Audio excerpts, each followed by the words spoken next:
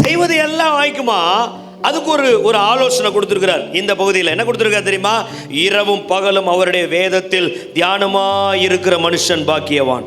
Bible வாசித்துக்கிட்டே இருக்கிறதுனால சொல்லல, என்ன சொல்லியிருக்கு தெரியுமா? எல்லாம் சொல்லுங்க, தியானிக்கிற மனுஷன். தியானிக்கிற மனுஷன் என்ன தெரியுமா? ஆண்டவர் எப்படிப்பட்டவர்ங்கிறத நீ உணர்ந்தியா? அதை பற்றி கொஞ்ச நேரம் தியானிக்கணும். ஒரு வசனத்தை எடுத்து ஆழமாக சிந்திச்சுக்கிட்டே போகணும். அப்படி சிந்திக்கும் போது தேவன் உங்களுக்கு என்ன வைத்திருக்கிறார், தேவன் உங்களை குறித்து என்ன திட்டம் வைத்திருக்கிறார் என்பது அதிலிருந்து அப்படியே உங்களுக்கு வெளிப்பாடாக வர ஆரம்பிக்கும். அதை தியானித்து தியானித்து இருந்ததுனால ஆண்டவர் சொல்றாரு, அவன் நீர்க்கால்களின் ஓரமாய் நடப்பட்ட தன் காலத்தில் தன் கனியை தர ஆரம்பிச்சிருவான். அவன் செய்கிறது எல்லாமே வாய்க்க ஆரம்பிச்சிடும். அல்லேலூயா. அப்போ எங்கே ஸ்டார்ட் ஆகுது? செய்கிறதெல்லாம் வாய்க்கிறது எங்கே ஸ்டார்ட் ஆகுது? எதில் ஸ்டார்ட் ஆகுது? பைபிள் எடுத்து காமிங்க பாப்பா. என் வெற்றி என் பைபிளில் ஆரம்பிக்குது. அல்லேலூயா.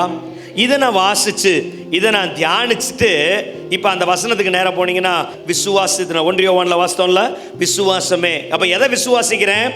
ஆண்டவர் என்ன சொல்லுகிறார் என்பதை தியானித்து அதை நான் விசுவாசித்து அது என் வாழ்விலே நடக்கும் என்று என் சாட்சியின் வசனத்தினாலே நான் பேச ஆரம்பிச்சேன்னா என் வாழ்க்கையில் தோல்விகள் எல்லாம் ஜெயமாய் மாறும். அல்லேலூயா. நான் தலை குனிந்து நடக்க மாட்டேன், தலை நிமிர்ந்து நடக்க ஆரம்பிச்சிருவேன். ஆமென். உங்கள் வீட்டில் போயிட்டு நீங்கள் எதெல்லாம் பார்த்து நீங்கள் பேச ஆரம்பிக்கிறீங்களோ உங்கள் வார்த்தைகளின் மூலமாய் கர்த்தர் அற்புதங்களை செய்ய போகிறார்.